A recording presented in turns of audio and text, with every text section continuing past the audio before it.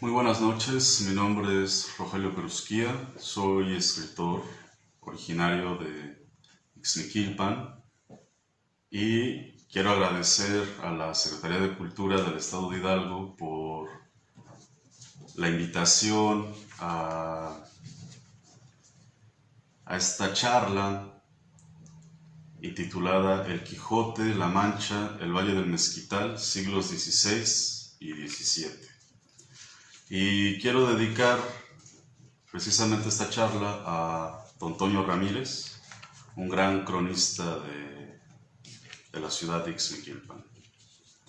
Cuando hablamos del Quijote, cuando viene a nuestra mente la figura de ese melancólico caballero a través de llanuras, pueblos, ventas, siempre acompañado de su leal escudero Sancho Panza, tendemos a asociarlo siempre con la imaginación, la fantasía, el idealismo, y pocas veces le damos ese sentido de crítica social y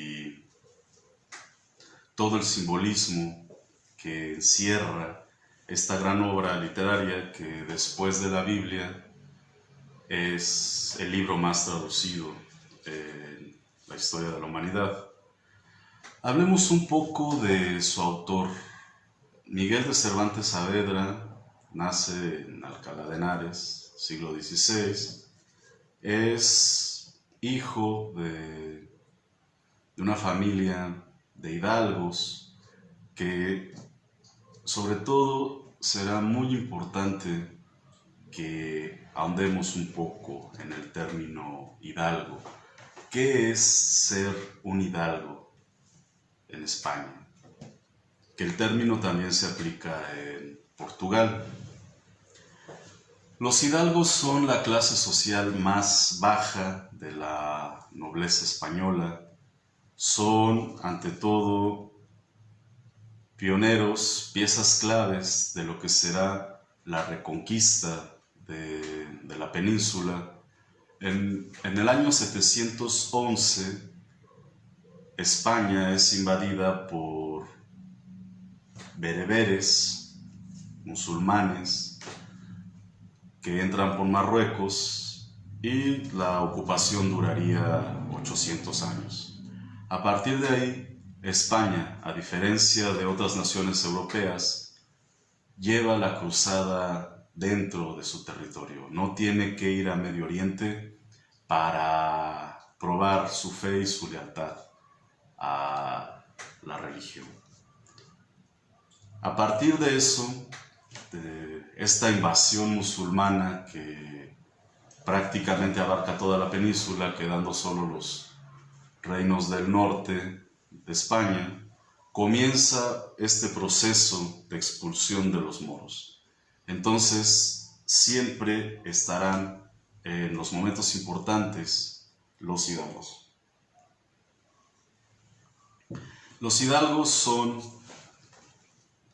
como lo he dicho anteriormente, debido a su condición de nobleza, pero al mismo tiempo de la escala más baja, son generalmente hombres letrados, sobre todo están siempre cerca del servicio público y del servicio militar, porque en la Edad Media es bastante importante quien tenga la manera de patrocinar su propio caballo de guerra. A partir de eso, se comienza desde las altas esferas del poder a reconocer como hidalgos a ciertos ciudadanos que han prestado servicio al rey y a las armas. En este contexto, Miguel de Cervantes es un joven que tuvo formación universitaria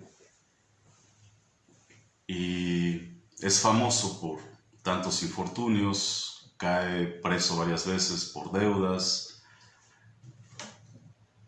y le toca el momento de llegar a prestar servicio militar en la famosa batalla de Lepanto, donde una confederación cristiana encabezada por la corona española logra detener al imperio turco otomano en esta región de Grecia. Y en la batalla queda herido de un brazo y pierde para siempre la movilidad. De ahí vendría el famoso apodo del Manco de Lepanto. Y después le tocaría ser capturado en Berbería, esta región de Argel, durante 5 años, cae capturado junto con su hermano, pero no se puede pagar el rescate. Y él intenta huir 4 veces hasta que se logra reunir la suma para el rescate de Miguel de Cervantes Saavedra. En todo este tiempo, él convive, combate, reflexiona, se ilustra y comparte precisamente esta situación del rechazo que le provoca a la alta nobleza la condición de estos hidalgos que ante todo son quienes tienen que hacer siempre la guerra. En todas las guerras que enfrenta España al mismo tiempo, no solamente está la invasión a América, sino todas las guerras que tiene que echar a andar contra las demás potencias europeas, incluyendo también la amenaza de los turcos. De manera que generalmente terminan viejos, lisiados, abandonados, pobres y olvidados por la corona. Esta situación la viviría también Hernán Cortés en su momento, quien después de la conquista de México Tenochtitlan es orillado de las altas decisiones y se queda con el marquesado de Oaxaca. Posteriormente tendrá que ir a prestar servicio nuevamente a tierras europeas, como sucedió con muchos que perdieron la vida a lo largo de todas las campañas militares. Así que Miguel de Cervantes necesita denunciar todas estas humillaciones, todas estas desventuras que sufren y que no encuentran respuesta en ningún lugar. Recordemos que en los tiempos de Cervantes la locura tenía otra connotación a diferencia de lo que es en la actualidad. La locura, que también tiene mucho que ver con la cultura, era considerada el último signo de la genialidad. Así que, había sido tratada por distintos escritores, filósofos, como el caso de Erasmo de Róterdam en su Elogio a la locura. Es importante para Miguel de Cervantes que su personaje padezca esta locura. Él, si bien recuerdan, pierde la noción de la realidad a través de la lectura de los libros de caballería, que podríamos equipararlos con los cómics de la época. Son novelas de aventuras, lo cual nos habla desde un inicio que los hidalgos son gente letrada. Y a través del Quijote, Miguel de Cervantes denuncia no solamente las injusticias contra los hidalgos, sino contra la población en general, los más desprotegidos. Y es un gran testimonio de todas estas luchas y abusos que se dan desde la corona y el clero. Es así que un punto central en esta charla es que precisamente hay una relación con lo que sucede en el Valle del Mezquital en el siglo XVI. A la caída de la Alianza Mexica en 1521, sucede en el mismo espacio otro conflicto muy importante en la región de Castilla-La Mancha, que es la Guerra de las Comunidades. La Guerra de las Comunidades se da porque al fallecer Fernando de Aragón, el último integrante del matrimonio de los Reyes Católicos, viene la sucesión con Carlos V de España, Carlos V de Alemania y I de España. El problema central es que el rey Carlos ha nacido en Gante, actual Bélgica, esta región de Flandes que estaba bajo dominio español, y para empezar el nuevo emperador ni siquiera habla la lengua castellana, lo cual provoca bastantes quejas dentro de las cortes, porque verán desplazado el poder de la nobleza local por un emperador que ellos consideran extranjero y que a su vez viene con una corte de extranjeros. Comienzan estas tensiones en España, y hablamos del año 1520. Recordemos que Tenochtitlan cae en 1521. Entonces estamos, por un lado, con la conquista de México Tenochtitlan, y por el otro lado, con estas tensiones de la sucesión monárquica. Es cuando se combina una serie de factores como las malas cosechas en la región de La Mancha, epidemias, y precisamente por eso la corona se ve obligada a subir los impuestos. Esta situación provoca que los campesinos sobre todo, y comerciantes, decidan levantarse en armas. Y hay otro conflicto, por si fuera poco, que son las germanías, que se da en los reinos de Mallorca y Valencia.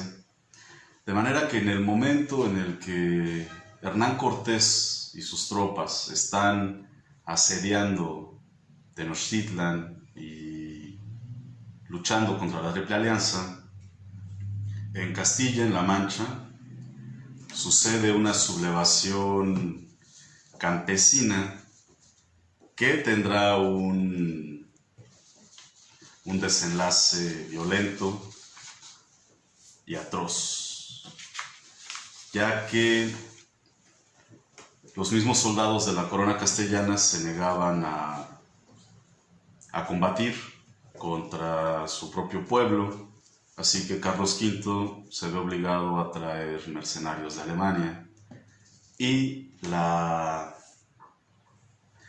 sublevación es aplastada totalmente, y a partir de ahí tendrían que tributar de una manera más pesada hacia la corona. Esta situación es la que le toca vivir a Miguel de Cervantes. Él todavía es muy joven cuando sucede esto. Bueno, estamos en el apogeo de Carlos V. De manera que a él le queda toda esta memoria de la Guerra de las Comunidades, que hace poco fue revalorizada por ciertos grupos políticos españoles que consideran a las guerras de las comunidades y las germanías un motivo de nacionalismo castellano, lo cual es indudable. Sin embargo, algunos sectores más conservadores han tenido siempre una posición de no un acuerdo total con lo sucedido. En esta región de La Mancha, pues, sobre la que escribe Miguel de Cervantes y donde vive, ama y sueña su personaje, La Mancha, podemos hablar que, bueno, la etimología de La Mancha al parecer proviene de Al-Manshab, es un término, una voz árabe, significaría alta planicie. Como hemos comentado, es el escenario de la Guerra de las Comunidades de Castilla-La Mancha, de esta sublevación, sobre todo campesina, que sería la antesala de lo que veríamos también, sobre todo en el altiplano mexicano, después de la conquista, nuevamente un enfrentamiento entre la clase dominante directamente sobre las clases campesinas más desprotegidas. La región de La Mancha tiene una superficie de 30.000 kilómetros cuadrados, es exactamente la extensión de Guanajuato.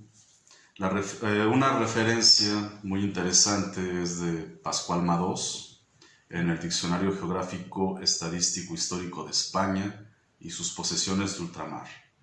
Nos habla de el territorio llamado Mancha abraza indudablemente el país, generalmente llano, raso y árido. Es un territorio de pastoreo. Sobre todo tenemos esta descripción de Benito Pérez Galdós en Bailén, la cuarta de sus 46 novelas históricas, nos da esta viñeta de La Mancha, esta reflexión que él hace sobre el paisaje, el personaje y todo este conjunto de sueños. Así atravesamos La Mancha, solitario país donde el sol está en su reino y el hombre parece obra exclusiva del sol y del polvo. País entre todos famosos desde que el mundo entero se ha acostumbrado a suponer la inmensidad de sus llanuras recorrida por el caballo de Don Quijote. Esto es lo cierto, La Mancha, si alguna belleza tiene, es la belleza de su conjunto, es su propia desnudez y monotonía, que si no distraen y suspenden la imaginación, la dejan libre, dándole espacio y luz donde se precipite sin tropiezo alguno. Don Quijote necesitaba aquel horizonte, aquel suelo sin caminos, y que, sin embargo, todo él es camino. Aquella tierra sin direcciones, pues por ella se va a todas partes, sin ir determinadamente a ninguna, tierra surcada por las veredas del acaso, de la aventura, y donde todo cuanto pase ha de parecer obra de la casualidad o de los genios de la fábula. Necesitaba de aquel sol que derrite los sesos y hace locos a los cuerdos, aquel campo sin fin donde se levanta el polvo de imaginarias batallas. Esta descripción de La Mancha nos habla precisamente de un territorio inhóspito, de un territorio que ha atravesado bastantes conflictos, que ha sido desangrado por las guerras. Y sobre todo lo que nos atañe en esta relación con el Valle del Mezquital. España es el único país europeo con desiertos. ¿A qué se debe que La Mancha y el Valle del Mezquital compartan esta situación que es reciente, no es natural. ¿Y qué tiene que ver en esto Don Quijote de la Mancha?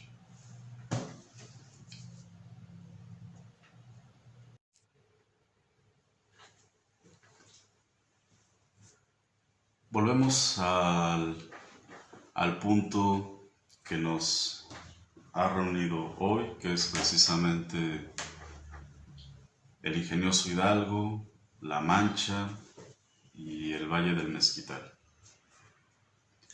Tanto La Mancha como el Valle del Mezquital comparten la desafortunada situación de ser territorios que sufrieron un colapso ecológico a raíz del pastoreo.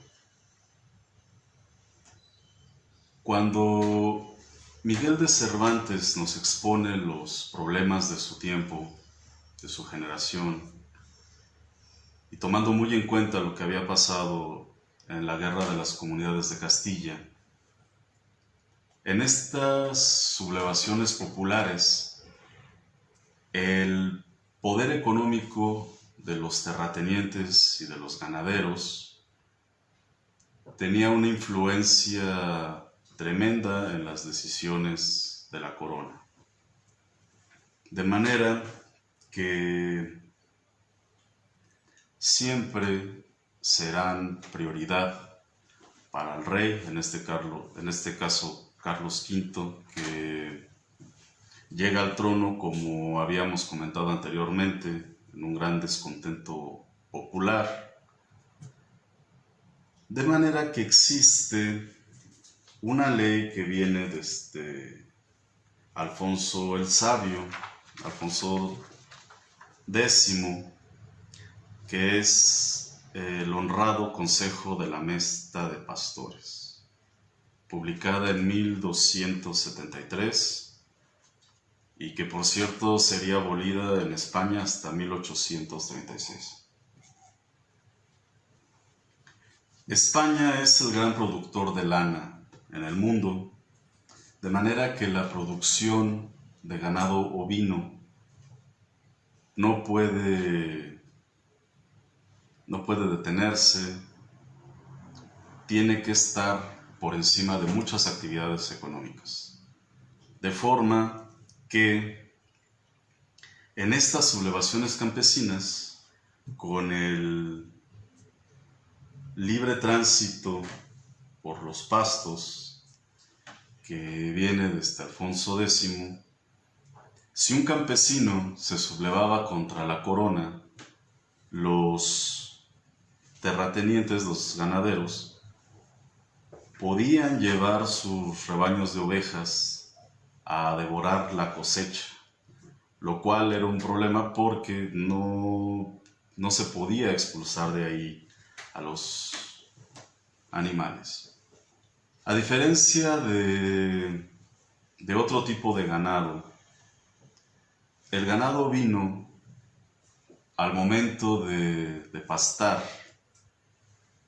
destruye la hierba, destruye la planta desde la raíz con todo y semillas. En el excremento del ganado ovino, que aquí en el Valle del Mezquital es muy frecuente observarlo, en ese excremento no retoña nada, es un espacio totalmente seco, a diferencia, por ejemplo, del excremento de las vacas, o en este caso el del venado, que es un gran regulador del ecosistema. De manera que esta situación provoca un impacto en el medio ambiente demasiado acentuado. Después de la caída de Tenochtitlan, la región del Valle del Mezquital, conocida como Teotlalpan, comienza con una explotación que alcanzó niveles delirantes. Incluso algunos autores han notado que la primera bonanza de la Nueva España no es la minería como muchas veces hemos pensado. Del descubrimiento de las vetas de plata de Zacatecas es hasta 1546. La primer gran bonanza de Nueva España es, en efecto, la ganadería y la manufactura de lana. Recordemos que después de la caída de la Triple Alianza se viene un gran despoblamiento en la población indígena a raíz de las epidemias y a su vez Teotlalpan, el Valle del Mezquital, era la antigua frontera de la Alianza Mexica con este territorio pluriétnico que hemos conocido como la Gran Chichimeca.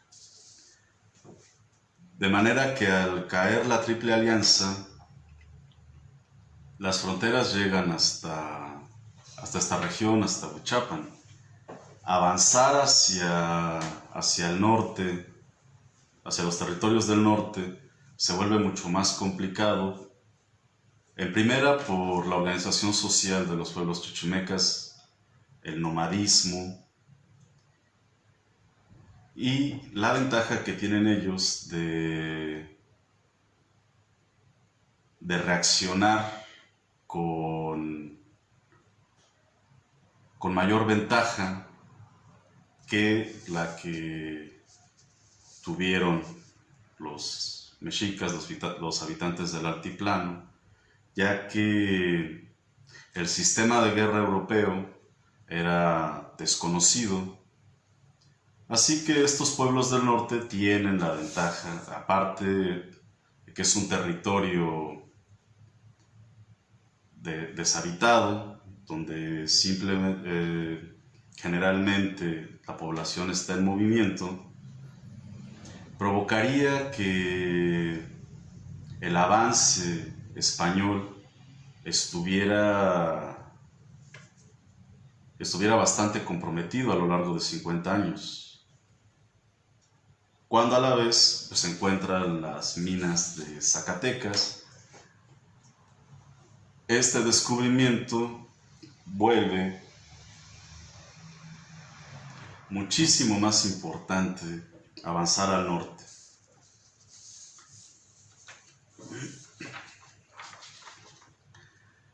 La minería en Zacatecas alcanzó dimensiones insospechadas, de manera que el Valle del Mezquital tiene dos situaciones que harían colapsar totalmente al ecosistema. Por un lado, el descubrimiento de las minas de Zimapán, de Plomo Pobre, Cardonal, toda esta región, que necesita fundamentalmente el cebo del ganado ovino. La mayor importancia de esta actividad para la minería es precisamente el cebo, las velas que se necesitan para la explotación minera. Y hay testimonios de la rápida proliferación de estas especies, que además la flora americana no tiene defensas naturales, es otro proceso evolutivo donde no están a merced de este tipo de depredadores, de forma que la velocidad del impacto que genera la presencia de este nuevo factor es inusitado. Eleanor Melville, en Plaga de Ovejas, Consecuencias Ambientales de la Conquista de México, mide el crecimiento de las áreas dedicadas a la ganadería dentro del Valle del Mezquital. Abarcan apenas el 2.6% los territorios dedicados a esta actividad en 1539. Pero para 1599 abarcará una superficie total del 61.4%. Estamos hablando de que el 61.4% del territorio del Valle del Mezquital está dedicado al pastoreo. Y Eleanor apunta que la expansión de esta actividad comienza en 1530 y para 1565 hay 2 millones de cabezas de ganado menor, solo de ganado menor. Hacia 1560, en su momento de mayor expansión, las estancias típicas del Valle del Mezquital poseían en promedio 10,000 ovejas cada una, lo que nos da un promedio de unas 200 estancias a lo largo del valle. Ahora, si comparamos la cifra de Woodrow Wilson Bora en la población indígena del centro de México, 1531-1610, la población del actual Valle del Mezquital, en los 28 municipios del estado de Hidalgo, solo del estado de Hidalgo, es de apenas 50,000 personas. Entonces estamos hablando de 2 millones de cabezas de ganado menor solamente para 50,000 habitantes.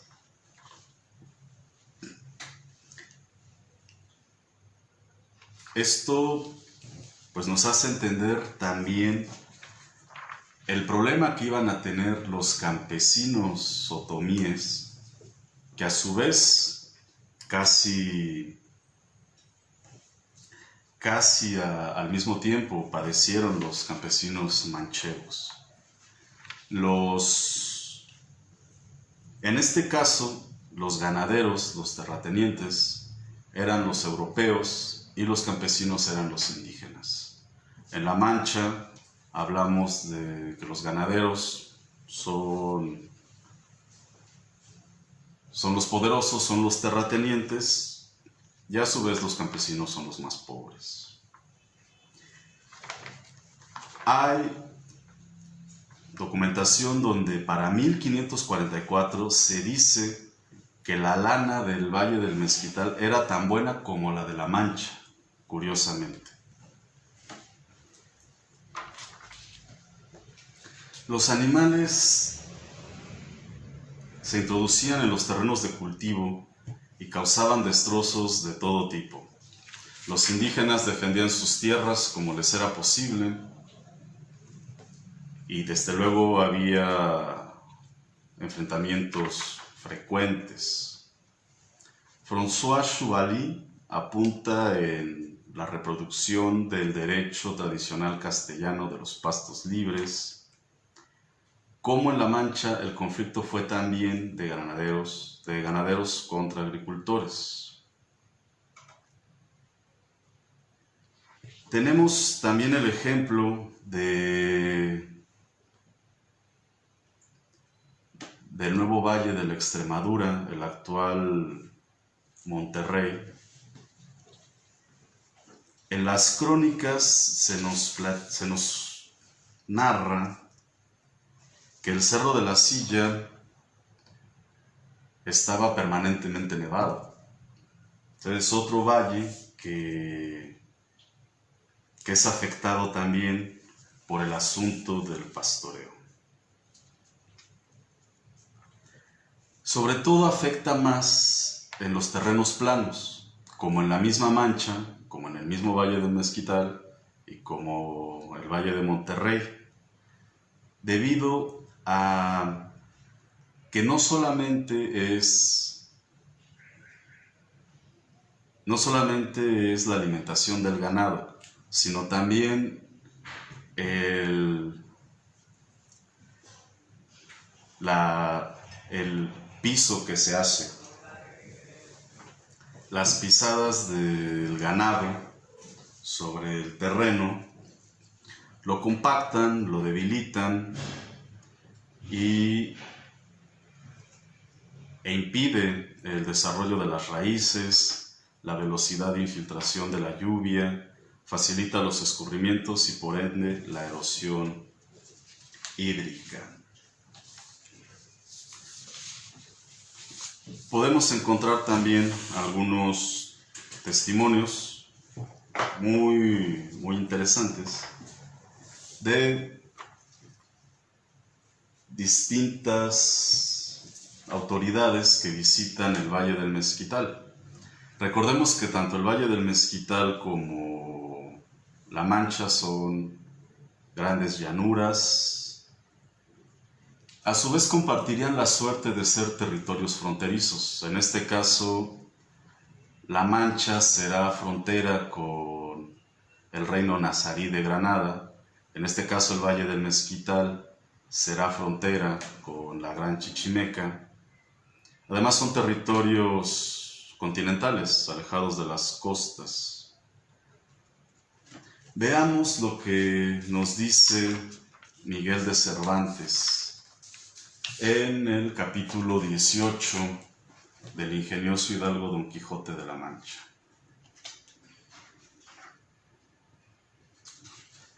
¿Ves aquella polvareda que allí se levanta, Sancho? Pues toda es cuajada de un copiosísimo ejército que de diversas e innumerables gentes por allí viene marchando. Y la polvareda que había visto la levantaban dos grandes manadas de ovejas y carneros, que por aquel mismo camino de dos diferentes partes venían, las cuales con el polvo no se echaron de ver hasta que llegaron cerca. Y con tanto ahínco afirmaba Don Quijote que eran ejércitos, que Sancho lo vino a creer. Lo que nos quiere decir Miguel de Cervantes es precisamente que hay algo más allá de esos rebaños de ovejas. Lo que para Sancho Panza son unas simples ovejas, para Don Quijote son algo más. Ya nos lo había hecho notar anteriormente en el capítulo 8 del Quijote, cuando en esta situación que ha sido interpretada, tal vez la más famosa del libro, la famosa batalla de Don Quijote contra los molinos de viento, que a su vez con la llegada de estos reinos, de este rey que viene de Flandes, de estos flamencos, con ellos también vienen los molinos de viento, que es la tecnología más avanzada de su época, precisamente hacia el campo, ¿no? Es tecnología eólica pura. Bueno, cuando Don Quijote se lanza hacia los molinos de viento, pues nos está hablando también de esta situación con los flamencos, y que a su vez solamente los grandes terratenientes eran quienes podían pagar, podían echar a andar un molino de viento. Entonces Don Quijote nos habla de que el enemigo es el poderoso que tiene los molinos de viento, y a su vez estos ejércitos de ovejas realmente son ejércitos que van destruyendo la vida de los aldeanos, la vida del pueblo. Y bueno, y Don Quijote se lanza hacia las ovejas, habla de que son dos ejércitos, el emperador Pentapolín del arremangado brazo contra Alifanfarón de la Trapoana, que es el actual Sri Lanka. Esto diciendo, se entró por medio del escuadrón de las ovejas y comenzó a alanceallas con tanto coraje y denuendo como si de veras alanceara a sus mortales enemigos. Los pastores y ganaderos que con la manada veían, dábale voces de que no hiciese aquello, pero viendo que no aprovechaban, desciñéronse las ondas y comenzaron a sadullarle los oídos con piedras como el puño. Don Quijote, que no se curaba de las piedras, antes, discurriendo a todas partes, decía: ¿Dónde estás, soberbio Alifanfarón? Bueno, Don Quijote recibe una honda en la mandíbula que lo hace perder varias muelas y dientes, y muy al estilo de la época le pide a Sancho que revise la situación de su dentadura, y en el momento en el que se asoma, casi metiendo los ojos en la boca, pues provoca que Don Quijote vomite sobre Sancho, y del asco Sancho vomita sobre Don Quijote, en una de las escenas más geniales, y además con todo este trasfondo.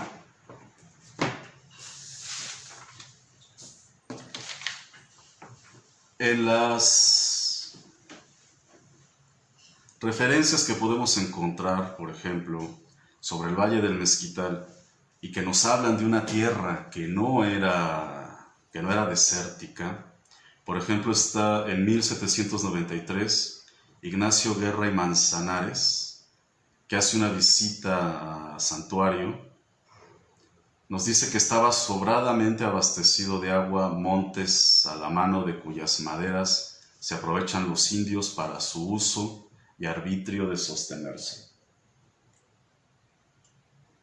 En la sección indiferente general del Archivo General de la Nación hay un testimonio de un indígena, Salvador González, de Orizabita, en 1743. Dice: y aunque según supo de sus antiguos, era esta tierra muy abundante de trigos, por ahora casi no siembran por la falta de riegos, haberse ensolvado las zanjas y perdido las tarjeas. Francisco del Paso y Troncoso, en su análisis sobre el Códice Mendocino, nos dice que la matrícula de tributos a Tenochtitlan, de los otomíes del Valle del Mezquital, Teotlalpan, consistía en maíz, chía, amaranto y frijol.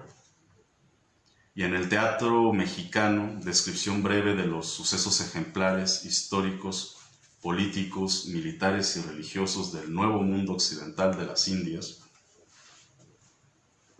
de Agustín de Betancourt, en la tercera parte nos dice: sus moradores proceden del pueblo del Jilotepec, aunque hoy no le reconoce nada. El temple es el mejor de la Nueva España. Dura templado todo el año y siempre declina un poco más al frío que al calor.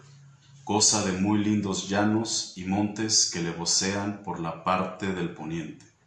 Las aguas son extremadas, la tierra muy fértil y muy gruesa, y acomodada para criar ganado menor.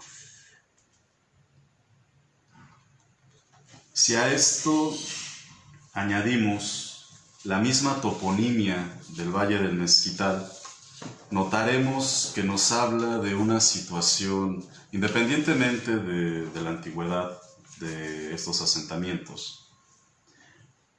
No encontramos referencias a